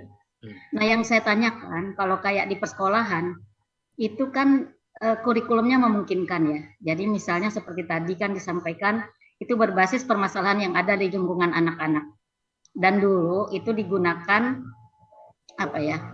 jadi misalnya di permasalahan mereka, salah satu contoh ada di suatu daerah, mereka punya pohon belimbing yang buahnya tuh rontok terus, dan itu membuat selokannya itu berbau tidak enak.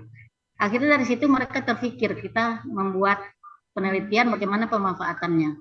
Nah, lalu guru-gurunya mengarahkan.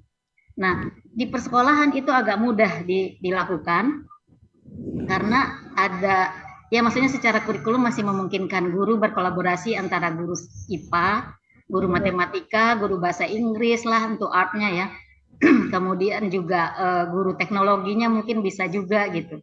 Nah, yang saya tanyakan adalah di perguruan tinggi, ketika ini dilakukan, itu bagaimana koordinasinya antar kepakarannya. Jadi misalnya katakanlah tadi kimia, kan nggak hanya itu ya. STEM itu kan nggak hanya tentang kimianya, tentang polimerisasi, tadi ya. Mohon maaf saya bukan orang kimia, jadi nggak istilahnya nggak begitu paham.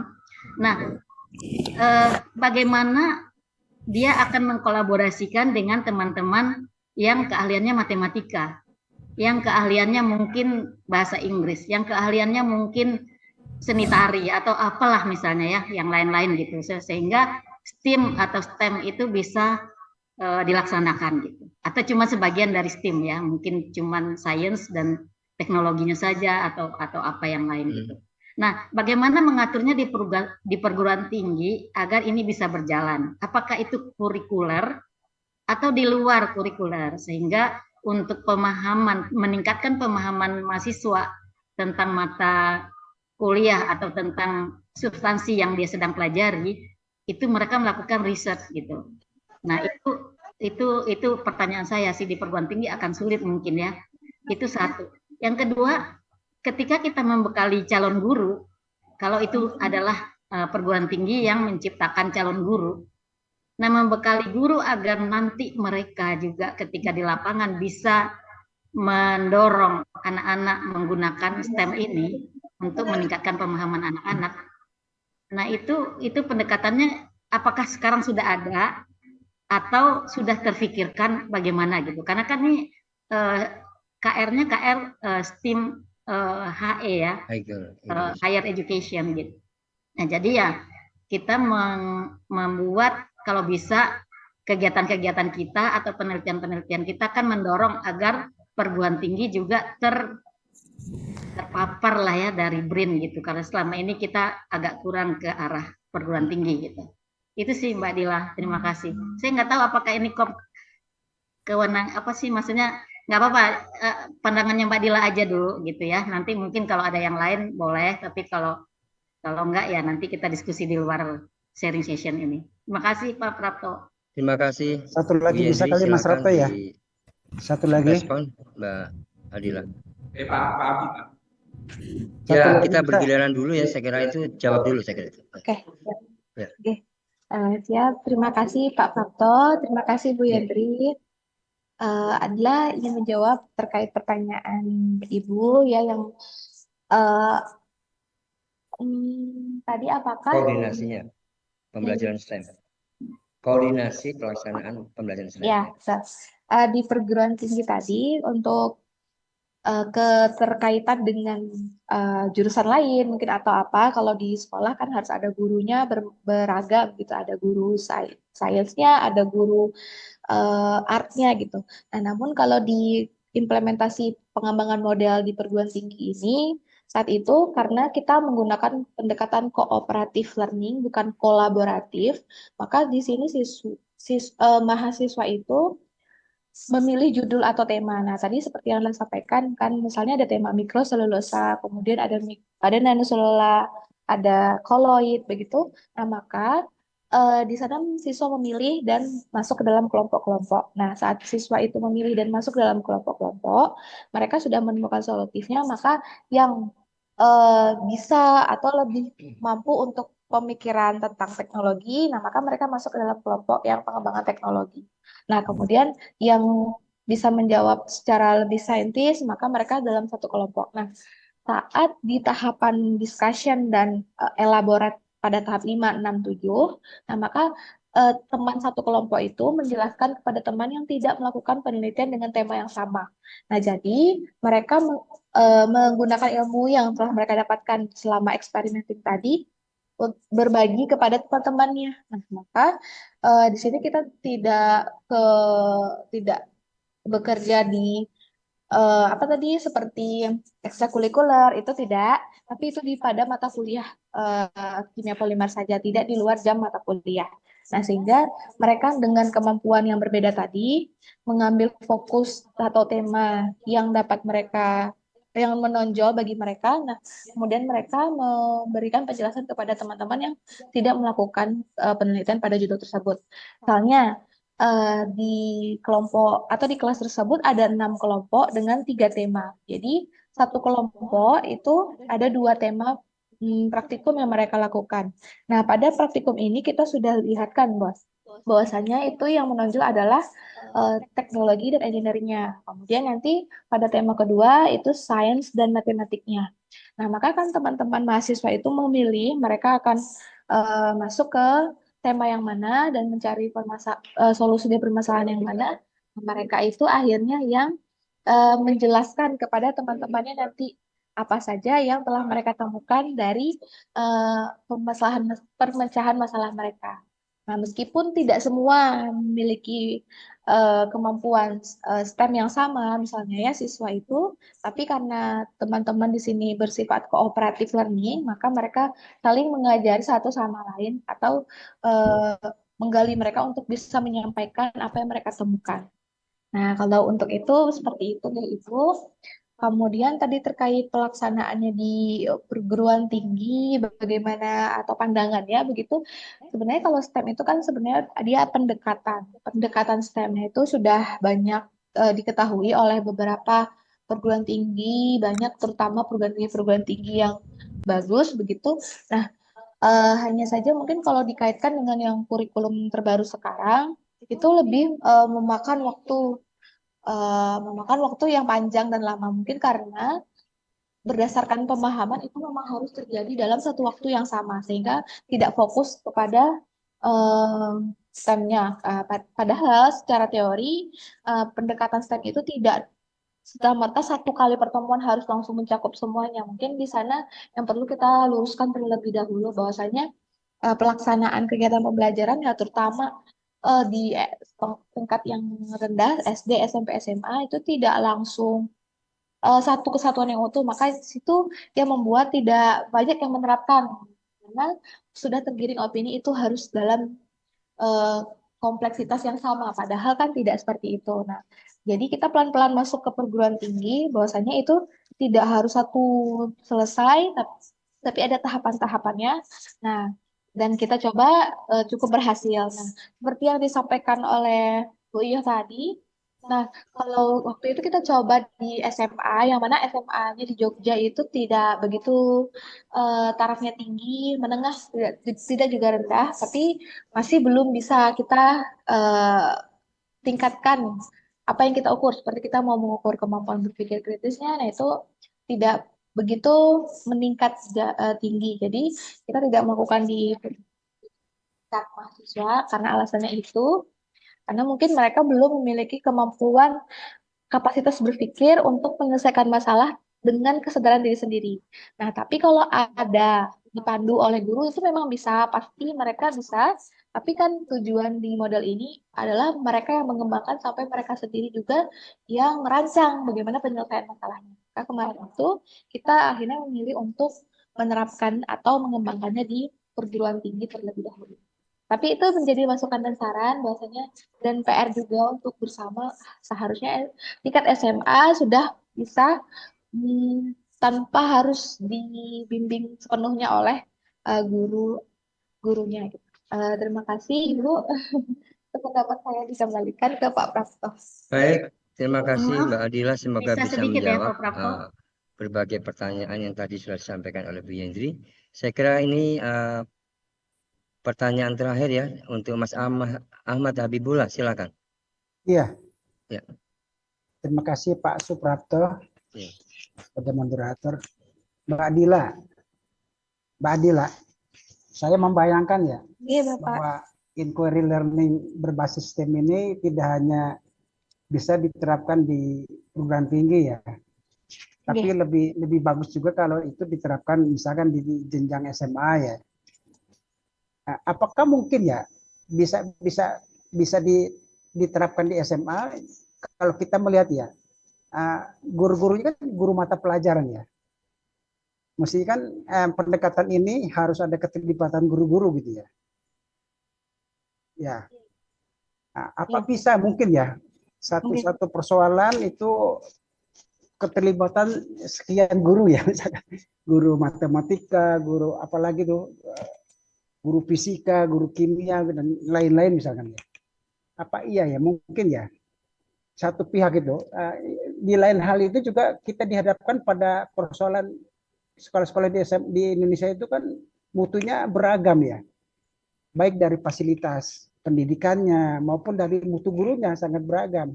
Apa mungkin nggak ya pendekatan ini bisa diterapkan secara baik di SMA misalkan? Baik Bapak.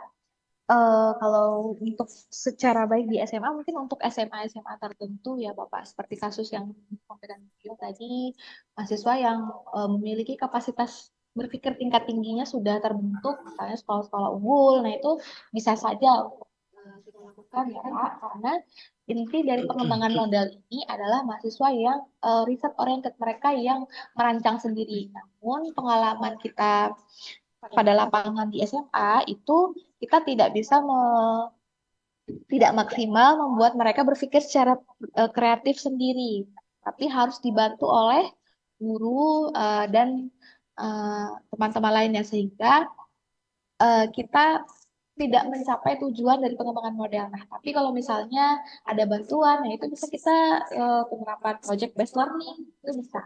Nah, jadi disinilah bedanya pengembangan model yang kita lakukan dengan model-model lain. Seperti tadi model project based learning itu masih di-guided oleh gurunya. Tapi kalau untuk pengembangan model yang kita lakukan sekarang, research oriented base-nya itu, nah itu dari siswa untuk siswa. Nah, maka fungsi atau peran dosen di dalam pembelajaran tersebut itu sebagai bentuk evaluator, motivator gitu. Bukan yang terlalu mengguided kalau di sekolah, kayak seperti di sekolah gitu. Sebenarnya kalau untuk menerapkan bisa, tapi untuk sekolah-sekolah tertentu yang memang sudah punya capable di sana. Namun kalau untuk tahapan-tahapan yang sekolah-sekolah yang masih dalam tahapan ke arah sana, itu kita bisa pakai project based learning, kemudian bisa pakai problem based learning juga. Ya, bayangan saya kalau namanya model pembelajaran ya, mesti ada keterlibatan dosen, ya, keterlibatan para guru kan gitu ya. Nggak hanya inisiatif itu muncul dari mahasiswanya atau siswanya, nggak mungkin ya. Mesti ada dasarnya dari kurikulum dulu, materi pembelajaran baru muncullah project itu. Ya. Iya Pak. Itu ya. Mudah-mudahan bisa diterapkan di Indonesia ya. Iya Bapak, semoga semakin. Saya dukung banget Mbak Dila. Semakin baik. Menciptakan model ini. Oke, makasih banyak. Baik, Bapak-Bapak dan Ibu, untuk sesi yang pertama tentang diskusi tentang model pembelajaran research oriented cooperation inquiry learning modul STEAM. Saya kira kita akhiri. Kemudian terima kasih kepada Ibu Dr. Adila yang sudah merespon berbagai pertanyaan peserta ini. Kemudian waktu tinggal 30 menit, saya kira kami persilahkan kepada Bapak Dr. Soeharto untuk menyampaikan materinya tentang bagaimana penggunaan daripada platform aplikasi Vermio. Tentunya ini tadi seperti yang sudah saya sampaikan akan membantu para akademisi atau periset terkait dengan penyusunan daripada artikel. Kami persilakan Mas Soeharto. Oke, bismillahirrahmanirrahim. Assalamualaikum warahmatullahi Bapak dan Ibu. Apakah terlihat ya share screen saya? Terlihat nggak? Terlihat ya? Apa terlihat ya, Bapak Ibu ya? Oke, ya Bapak dan Ibu, perkenalkan. Jadi kita dari Jadi kita dari kelompok riset baru, namanya STEM and Higher Education atau STEM HE. Jadi kita pingin berkontribusi sama pingin ngebantu teman-teman yang mungkin mengalami beberapa kesulitan tentang ibaratnya tools AI apa yang digunakan, misal pun ada kan berbayar dan sebagainya. Jadi kita ngide kemarin waktu di awal Januari teman-teman kita coba buat yang namanya Vermio. Jadi Vermio ini adalah AI tool yang punya 3 fitur sebenarnya. Masih 3, tapi kemungkinan akan ditambah. Kemarin kita sudah buat tes kecil gimana, apa sih yang dibutuhkan researcher. Contohnya mungkin akan ditambah seperti academic translate, jadi translate dengan academic tone atau language. Nanti kita akan coba. Jadi Vermio ini adalah inisiatif dari STEM HE dan Research Center Education, BRIN. Terus gimana sih pakai Vermio? Jadi pada dasarnya kalau Bapak Ibu klik nanti vermio.site, terus Bapak klik home di sini. Vermio itu punya 3 fitur dulu. Jadi ini masih versi 1, nanti ditambah. Jadi fitur pertama itu adalah interview AI yang sifatnya bisa automatic transcription. Udah itu paraphrasing tool. Biasa Bapak Ibu kan ketika Turnitin ada plagiarisme, udah itu sulit melakukan paraphrase, bisa pakai paraphrasing tool. Yang ketiga itu adalah qualitative coding. Terus ini free, jadi sifatnya itu adalah, bentar ada yang bocor suaranya ya. Ya ini free, jadi sifatnya itu adalah crowdfunded. Jadi kalau teman-teman silahkan pakai aja. Ini bisa di port. Bentar. Oke, bentar saya mute dulu.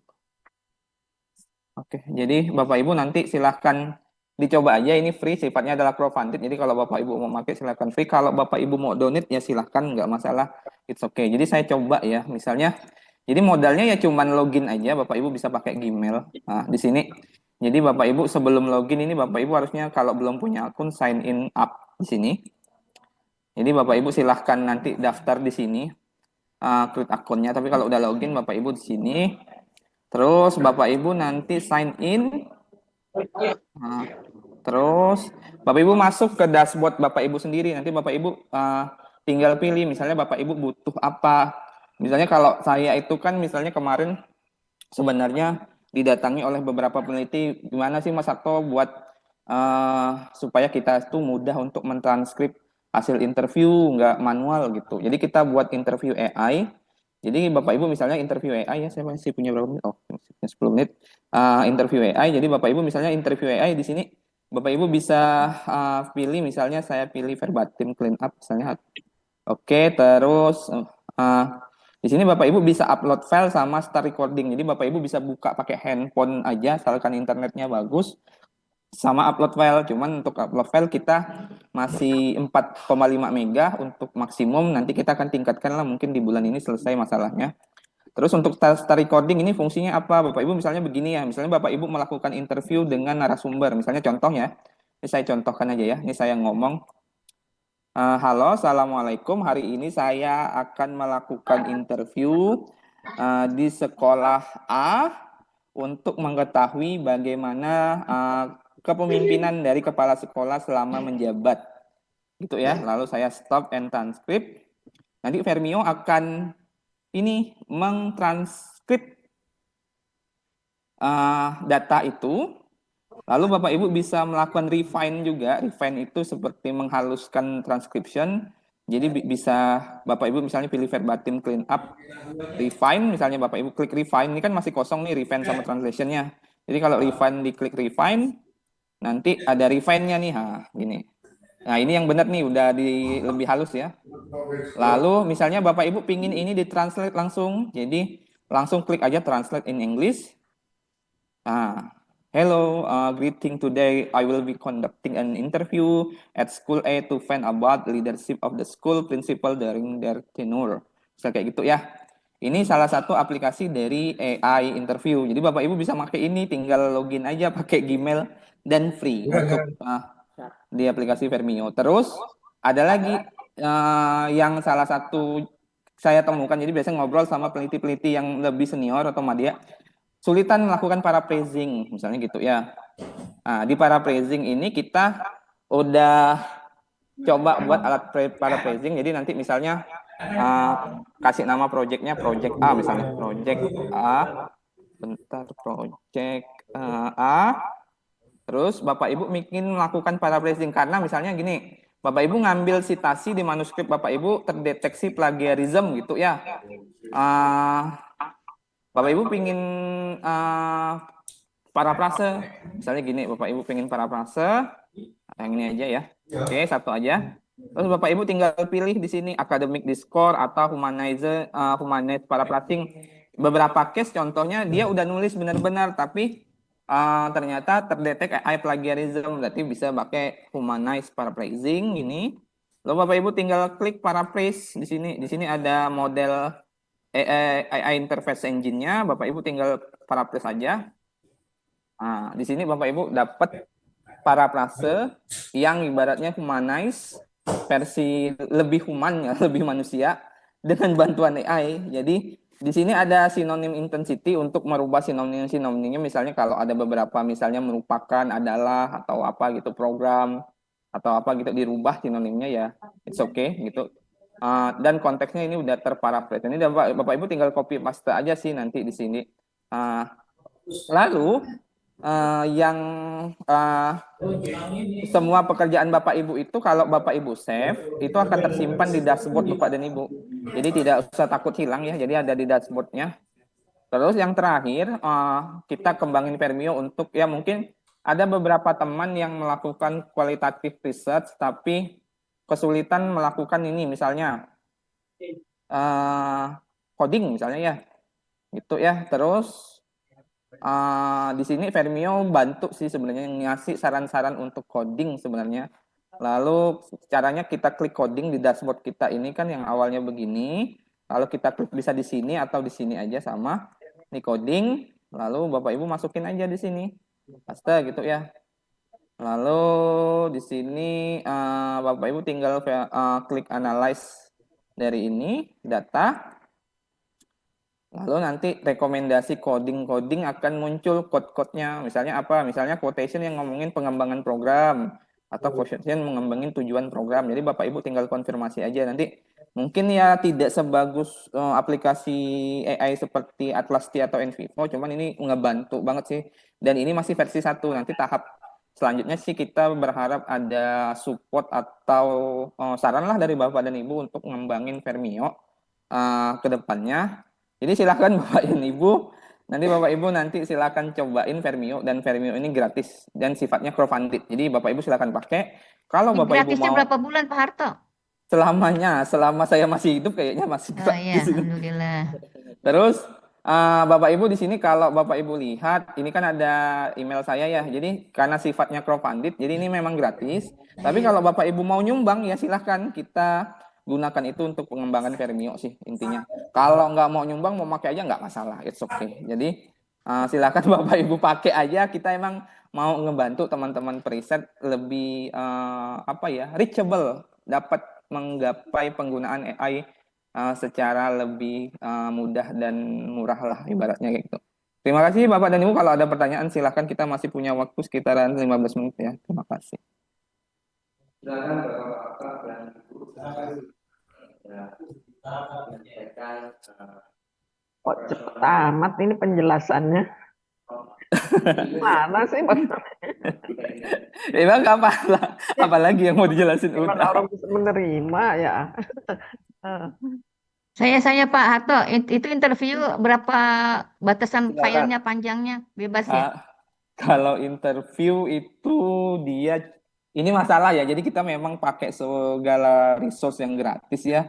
Jadi untuk sekarang karena kalau ada langganan tuh kita harus bayar berapa gitu per bulan. Cuman kita masih pakai gratis dan gratisnya itu masih 4,5 mega per audio interview. Jadi filenya itu segitu. Tapi kita lagi cari solusinya sih. Tapi kalau Bapak Ibu mau langsung yang interview yang pakai handphone gitu ya udah langsung bisa dibuka di site-nya. Silahkan dicoba aja. Oh iya silahkan Bu Yendri tanya aja nggak apa-apa. Ini nyantai aja kok nggak pakai ini santai aja. Iya. Barangkali ada yang lain yang mau bertanya? Iya, saya Pak Prapto. Oh iya Ibu. Iya. Sebenarnya saya udah tanyakan juga di dalam ya. Di tulisan di dalam. Nah, apa tuh Bu? ini jika ada kita ketika di kuesioner atau di pedoman wawancaranya kita memiliki informed consent ya. Kita bilang pada informan bahwa ini kita rahasiakan gitu. Jadi informasinya tidak akan dibaca orang lain. Nah, kemudian kita gunakan AI untuk transkripsi. AI itu kan akan pakai ya data kita gitu kan, akan mereka gunakan kan. Itu bagaimana melanggar etika atau tidak gitu. Itu sih. Oke. Terima kasih. Oke, bentar. Jadi untuk Vermio kita kebetulan yang jadi kalau Bapak Ibu bentar. Pertama di Vermio data Bapak Ibu itu nggak bakal kepake untuk model AI karena itu ibaratnya di encrypt dan nggak digunakan untuk training AI. Ada privacy notice-nya di sini. Terus itu satu ya, berarti tidak digunakan untuk model AI, tidak diupload ke AI gitu. Terus yang kedua, maksudnya cloud-nya ChatGPT atau apa gitu ya. Terus kedua, Bapak Ibu kan bekerja di dashboard masing-masing ya, jadi tersimpan dengan di login ini kan ada dashboard. Jadi kalau Bu Yendri buka, ini orang lain nggak bisa buka Bu Yendri, cuman Bu Yendri aja transkrip ini, gitu aja sih. Oh iya. Jadi tidak digunakan oleh AI-nya enggak dipakai AI cloud untuk training dan sebagainya, enggak akan itu aman-aman. Udah kita pikirin sih salah satunya. Baik, makasih Mas. Oke. Barangkali ada yang lain? Jangan pertanyaan susah-susah ya. Bu, Pak.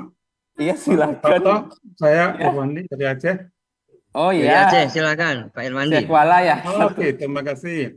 Ini sangat menarik ya. Jadi sudah BRIN sudah buat seperti aplikasi. Nah, di komputasi itu bagaimana dengan servernya? Karena kalau membuat ChatGPT saja itu kan butuh GPU sekian banyak. Apa memang berbasis cloud atau memang BRIN mengelola server sendiri? Oke, jawabannya ya mungkin ini saya coba jawab ya. Jadi sebenarnya ini kan kerjaan tim teknis ya, cuman saya tahu juga pengembangan. Jadi base-nya itu memang kami itu bukan orang coding sih sebenarnya, bukan orang yang coding, bukan orang IT gitu. Cuman karena perkembangan zaman itu kan sudah muncul yang namanya vibe coding ya. Biasanya Bapak Ibu bisa tuh buka dua website yang lumayan bagus untuk web coding, namanya Lovable sama Vercel. Jadi kita ngembangin draftnya di situ. Lalu kita buka hostingnya itu kita ya beli hosting. Lalu nanti cloudnya kita pakai cloud. Ini cloudnya ada tim teknis saya yang lebih paham, tapi nanti mungkin kita bisa informasikan lah nanti di homepage-nya. Tapi intinya kita modalnya ini pipe coding sama integrasi coding pakai Python untuk ngembangin aplikasi ini sih. Tapi untuk GPU Bapak Ibu pakai komputer biasa, itu oke sih asalkan internetnya kuat nggak masalah saya rasa. Kita udah coba beberapa kali sih trial dan error. Oke, berarti komputasinya itu masih di cloud Pak ya, bukan kita BRIN mengelola sendiri servernya gitu ya? Bukan. Ini kayak memang kegiatan kita sebenarnya iseng-iseng berhadiah aja sih buat bantu teman-teman. Seperti kita buat interface lah ya. Ya. Oke, terima kasih. Ya, terima kasih Pak Irwandi. Silakan yang lain barangkali. Pati. Simbolan yang mana? Apakah masih ada pertanyaan dari Bapak-Bapak dan Ibu? Oh, terasa tidak Oh ya, seperti silakan. visitasi. oke, bentar. Ini pertanyaan Fermi sangat menarik. Izin bertanya, Pak. Bagaimana hasil detektif pada para pasien? Apakah telah digunakan manuskrip dipublikasi pada jurnal? Belum, ini baru prototipe versi 1, tapi cuman kita pingin tahu ibaratnya respon Bapak dan Ibu gimana. Tapi intinya AI paraphrasing itu digunakan ketika modelnya gini. Jadi ada case. Jadi ketika case itu misalnya teman kita, misalnya dia udah buat manuskrip sendiri ya. Ternyata di Turnitin AI itu ternyata terdeteksi AI detection misalnya kayak gitu ya. Terus gimana nih ngatasinya? Walaupun udah tulis sendiri kok masih AI detection. Lalu kita coba nge-combatnya Nggak tahu itu Ibu pakai siapa itu. AI, lalu kita buat Kayaknya di humanizing sekolahan itu paraphrasing di Fermio itu untuk Bukan. memparaphrase bagian yang terdeteksi AI. Tapi intinya pada prinsipnya saya sendiri kalau submit di jurnal internasional nggak pernah AI detection. Karena bagi saya, karena di Turnitin sendiri ada tulisan ini tuh bukan hasil mutlak loh untuk AI detection, masih bisa salah dan sebagainya. Jadi saya tidak berpatokan pada itu. Cuman teman-teman mungkin butuh ini, jadi kita buat untuk paraphrasing AI. Tapi kata Pak Kadir udah bisa ya? Jadi kebetulan ada teman nih yang udah nyoba untuk menghindari AI detection pakai paraphrasingnya Fermio dan udah bekerja ya Pak Kadir? Udah bisa katanya. Aman, insya Allah satu. Dan ini apakah kedepannya tetap selama, jadi gini Bapak dan Ibu, jadi ini memang sistemnya crowdfunded. Jadi kalau crowdfunded itu Bapak Ibu silahkan pakai, kalau Bapak Ibu ingin ngasih donasi atau berkontribusi silahkan menyumbang, nggak masalah. Jadi pakai aja free, mau nyumbang nggak nyumbang itu oke lah, nggak masalah. Jadi tujuan dari Fermio ini sebenarnya kita ingin ngebantu teman-teman sih, intinya gitu aja sih, terutama peneliti, dosen ataupun yang butuh apa bedanya. Bedanya ini free satu, apa bedanya AI lain gitu, ini free. Kedua mungkin kalau Quillbot itu lebih ke arah ini ya, language correction ya gitu. Terus kalau Grammarly sama untuk language correction, tapi Fermio itu memang dibuat untuk researcher use. Jadi kalau Bapak Ibu misalnya mau melakukan interview butuh transkrip, Bapak Ibu mau kesulitan coding, ide-ide coding kalimat Bapak Ibu bisa pakai Fermio, ataupun Bapak Ibu misalnya menghadapi yang tadi plagiarisme dan AI detection, Bapak Ibu bisa menggunakan translate dari paraphrasing dari Fermio. Untuk itu, untuk fitur versi 3 ya, cuman nanti kedepannya udah ada yang request nih, kita udah uji coba lapangan dikit-dikit, jadi ada yang minta buat translation misalnya, tapi dengan English Academic Language, nanti kita coba sih kembangin, nanti kita tambah di Fermio. Jadi Bapak Ibu silahkan login aja, buat akun nanti login dicoba-coba aja. Kita senang banget Saya udah kalau login. bisa. Oh ya udah, kita senang banget kok kalau Fermio bisa ngebantu Bapak dan Ibu ya. Terima kasih. Translate belum ya? Translate belum ya? Nyusul ya? Kedepannya nyusul Prof. Siap Iya. Prof.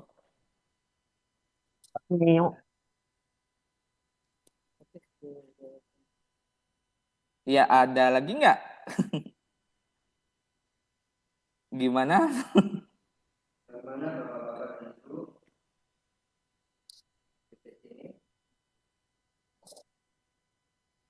Bagaimana Bapak-Bapak dan Ibu? Apakah sudah dirasa cukup untuk sesi yang kedua ini?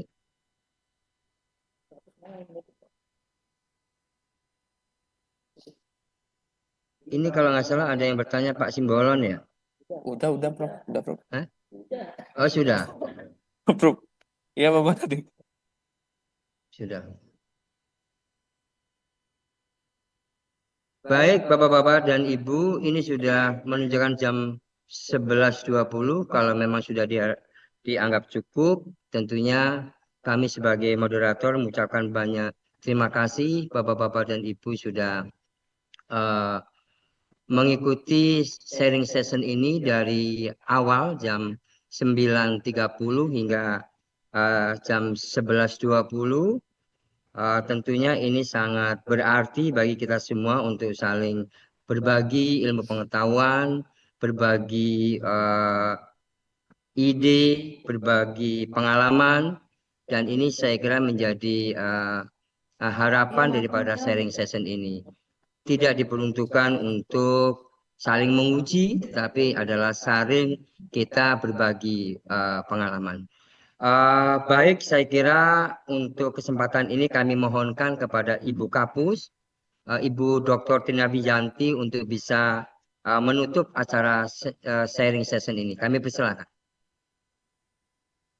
Terima kasih Pak Prapto. Ya.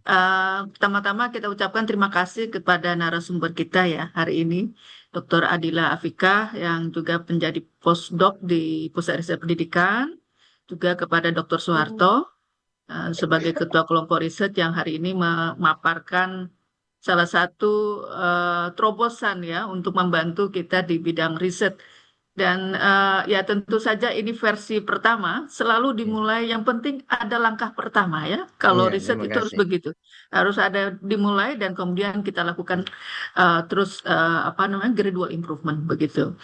Dan untuk Mbak Adila, saya jadi teringat dengan film yang itu sangat inspiratif ya, tentang Three Idiots. Iya. 3 orang bodoh. Itu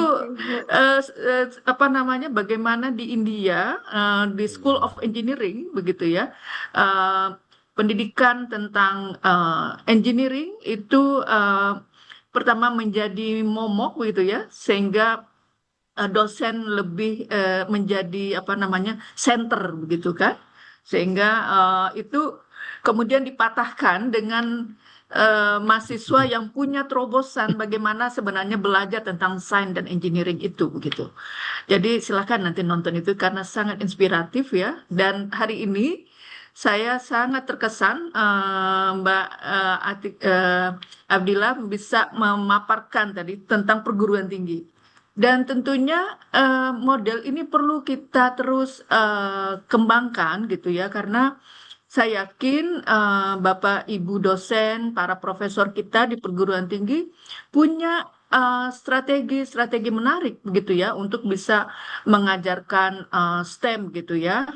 Bukan hanya tentang STEM-nya, tetapi tadi yang menarik adalah pendekatan STEM ya. STEM sebagai approach untuk meningkatkan kemampuan kita, kapasitas kita dalam mempelajari ilmu begitu kan di perguruan tinggi. Mudah-mudahan sebagai juga semangat kami kita membuka satu tema di program kita itu tentang perguruan tinggi, pendidikan tinggi, karena kita berharap banyak proposal yang mencoba masuk sekarang, bagaimana kita menguatkan di pendidikan tinggi. Jadi silakan diteruskan, dikembangkan, dan itu bisa menjadi kerjasama kita BRIN dengan Kemendikbudristek gitu ya. Kemudian yang kedua untuk Mas Soeharto juga begitu. Tadi kalau disarankan untuk crowdfunding, sebenarnya itu bisa diajukan juga kepada BRIN begitu ya, karena kita saat ini fokusnya bukan hanya kita menghasilkan publikasi. Publikasi itu yes, itu harus. Tetapi yang penting adalah menghasilkan impact, dampak dari apa yang kita hasilkan. Dan hari ini Dr. Soeharto sudah menunjukkan dan itu harus terus dikembangkan.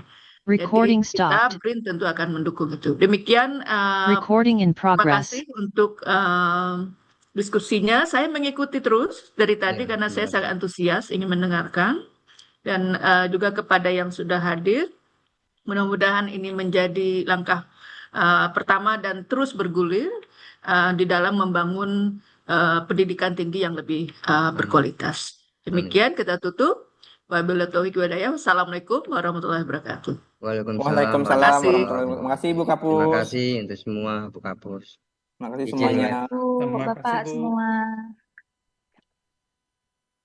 Recording stopped.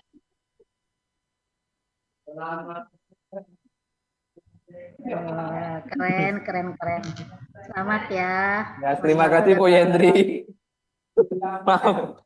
Ya, dicoba Bu Vermio-nya. Terima kasih. Yuk. Ya, Assalamualaikum, insya Allah Teh. nanti diundang ya Kak Riz ya. Iya, siap. Boleh. Yuk, siap. Yuk, Assalamualaikum. Daftar duluan.